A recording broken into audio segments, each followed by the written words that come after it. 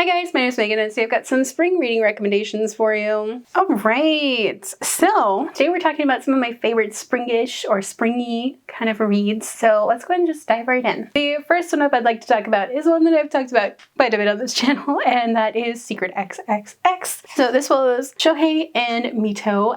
So Shohei really loves bunnies and Mito happens to run a clinic or, a pet shop that specializes in rabbits. So Shohei gets a part-time job working there and doesn't really tell Mito that he has an alert or a really bad allergy to hay. And that's one of the secrets that they keep until, things inevitably happen and he has an allergic reaction.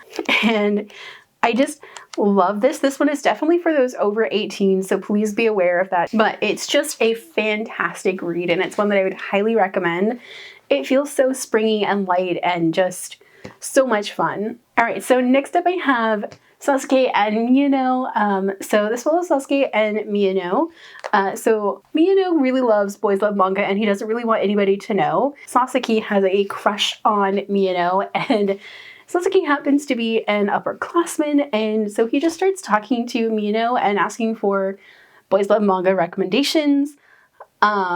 So they start sharing those back and forth, and Miyano could not be more oblivious to Sasuke's feelings, and it's such a fun story, and I really love seeing how things progress for them as it goes from this awkward kind of friendship to real friendship to a relationship. It's such a great story. Alright, so my next recommendation is going to be boyfriend material. This is such a fantastic romance story. So this one is Luke O'Donnell, who is kind of tangentially, reluctantly famous. His parents were rock stars and they split up when he was a young kid, and his father, who has kind of been an absentee parent for the last 20 years, is cruising back into the spotlight because he's on a TV show kind of like X Factor or The Voice, and that means Luke is back in the public eye. And one bad night a paparazzi gets a really bad picture of him and it kind of sends him into this downward spiral, and his job says you need to clean up your act and get your shit together. To Luke, that means getting into a nice normal relationship, and that means dating Oliver Blackwood, who is a barrister and an ethical vegetarian and never inspired a moment of scandal in his entire life. And, they don't necessarily like each other when they strike up this deal of we'll fake date for this long before, we have a breakup or whatever. And then they catch feelings for each other and it's fantastic. And just, I love them to pieces because Luke is a mess. Oliver is just kind of off in La La Land sometimes, and I love them to pieces. Okay, the next book I'd like to recommend is A Cuban Girl's Guide to Tea and Tomorrow. This follows Lila Reyes, who is being sent by her family to spend a summer in London. I know it's summer, but this one feels very springy and just fresh, and there's so many feelings in this.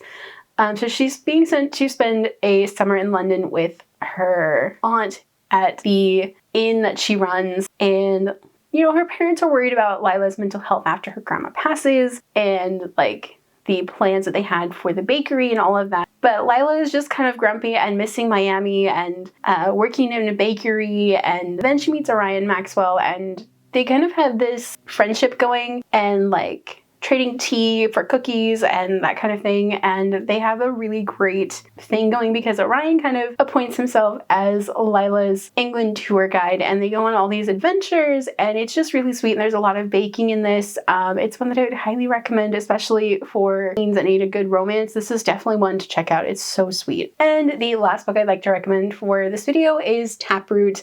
This is one that I've also talked about kind of incessantly. This follows Blue, who is a ghost and kind of having a hard time moving on. It also follows Hamal, who is a gardener but can also see ghosts, and he tries to help these spirits move on, but Blue is just still sticking around because he kind of has a crush on Hamal. And we learn through this story that the underworld is having some issues. It's just kind of this really lovely story of this ghost finding love with a gardener and some plant necromancy that's maybe kind of thrown in there. And it's just fantastic. And it was one that I would highly recommend because it's just fantastic in general, but also I can't shut up about this book, so please read it. All right, so those are all of my spring reading recommendations. What's a book that you would recommend for spring? Let me know down below. If you guys like this video, don't forget the like button. If you haven't already but would like to, go ahead and hit the subscribe button. And if you'd like to follow me on social media for more bookish stuff, check out the links down below. Alrighty, bye guys.